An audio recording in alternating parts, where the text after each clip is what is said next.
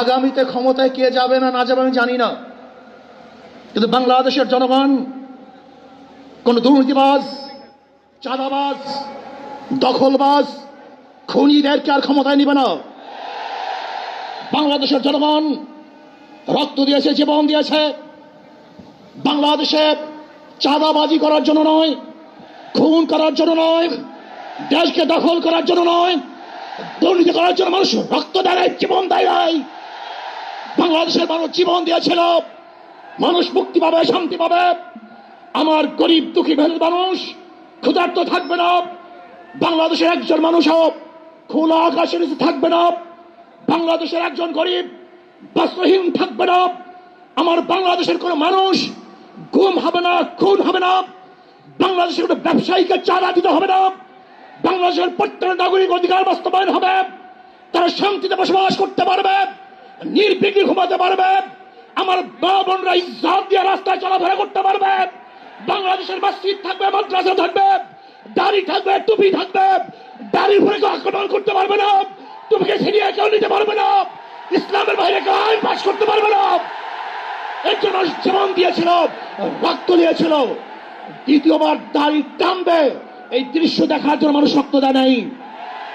মৌলবাদীর বিরুদ্ধে আঙ্গুল তুলবে, মোল্লা বলে গালি দিবে, আজকে টুপি দাড়িওয়ালাদের ক্ষমতায় যেতে দেবে না, এই স্লোগান শোনার জন্য মানুষ রক্ত দেয় নাই।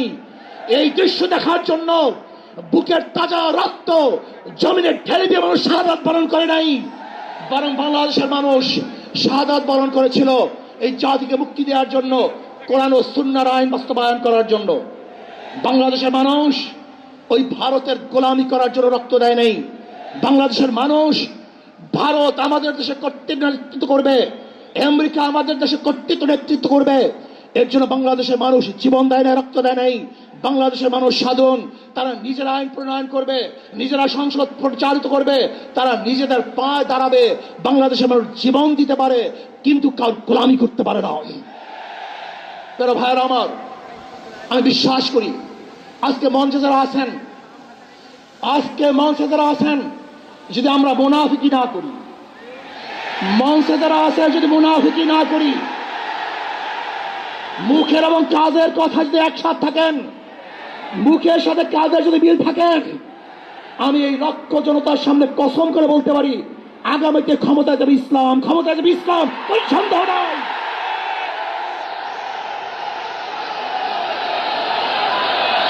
কিন্তু খবরদার যদি মুনাফিকি করি তাহলে এদেশের মানুষ সচেতন হয়েছে, এদেশের মানুষ সব জ্ঞানী হয়ে গেছে। বিশ্বাস করবেন না, একজন রিক্সাওয়ালা, ঠেলাওয়ালা, কুলি মজদুরের বক্তব্য শুনলে আমরা আশ্চর্য হয়ে যাই বাংলাদেশের মানুষ কত সচেতন, তারা কত সচেতন হয়েছে। যদি আমরা মুনাফিকি না করি, যদি আমরা ঐক্যবদ্ধ থাকি, বাংলাদেশে একটা বাক্স ইসলামের নামে দিতে পারি, যেরকম আমেরিকা এবং ওই জারস ইসরায়েল ইরানের আক্রমণ করে ভেবেছিল মুহূর্তের মধ্যে নিচ্ছিন্ন করে দিবে, কিন্তু আক্রমণ করার পরে দেখেছে ইরানের গুহার থেকে কোথার থেকে বোম মিজাইল চলে আসছে। আমেরিকা এবং ইসরায়েল যেরকম অনুভব করতে পারে নাই, বাংলাদেশের বুকে যদি একটা বাক্স দেওয়া হয়, বাংলাদেশের ঘরের থেকে এমন মিসাইল বের হবে, এমন বোমা বের হবে, গোটা বাংলাদেশ থেকে, গোটা দুনিয়া থেকে ইসলামের দুশ্মন থেকে ধ্বংস করে ফেলবে ইনশাআল্লাহ। ঐক্য হন, মুনাফিকি করবেন না, একসাথ হন, ঐক্যবদ্ধ হন, এইটা আমার মেসেজ থাকবে। যদি ঐক্যবদ্ধ ভাবে ক্ষমতার লোভকে সংবরণ করে আমি ক্ষমতায় যেতে চাই না, ইসলামকে ক্ষমতায় নিতে চাই।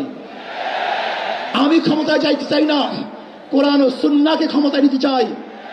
যিনি আদর্শ লালন করেন, এই নীতি আদর্শ যদি গ্রহণ করেন, ইনশাআল্লাহ নাসরুম মিনাল্লাহি ফাতহুন করিব, অবশ্যই সাবিরিন, সেই দিন আসতেছে। আমি দেখতেছি, মনে হয় আমার চোখের সামনে আমি দেখতেছি ওই সংসদের মধ্যে কলেমার কথা হবে, কোরআন ও সুন্নাহর কথা হবে, লা ইলাহা ইল্লাল্লাহ উচ্চারিত হবে। গোটা বাংলাদেশের মানুষ শান্তিতে বসবাস করতে পারবে, জুলুম থাকবে না, অত্যাচার থাকবে না, অবিচার থাকবে না।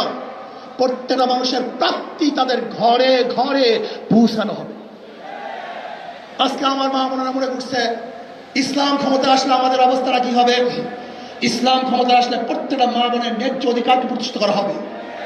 ইসলাম ক্ষমতা আসলে আগামী 5-10 বছরের মধ্যে সমস্ত গরিবরা দরিদ্র সীমার উপরে চলে যাবে। ইসলাম ক্ষমতা আসলে 28 লক্ষ কোটি টাকা বিদেশে পাচার হবে না, দুর্নীতি থাকবে না, জুলুম থাকবে না, অত্যাচার থাকবে না, নির্বিচার কোন মানুষ আর খুন হবে না, গুম হবে না। ইসলাম ক্ষমতা আসলে শ্রমিকদেরকে তাদের অধিকার আদায়ের জন্য রাস্তায় নামার কোনো প্রয়োজন হবে না। ইসলাম ক্ষমতা আসলে কৃষক, শ্রমিক, মজদুররা তাদের অধিকারকে প্রতিষ্ঠিত করার জন্য ইসলামী সরকার তাদেরকে নিয়ে কমিটি গঠন করে তাদের প্রাপ্তি তাদের কাছে পৌঁছায় দেবে। আসুন ইসলাম হুকুমাত কায়েম করার জন্য আমরা চেষ্টা করব। আজকে আমাদের এই জনসভা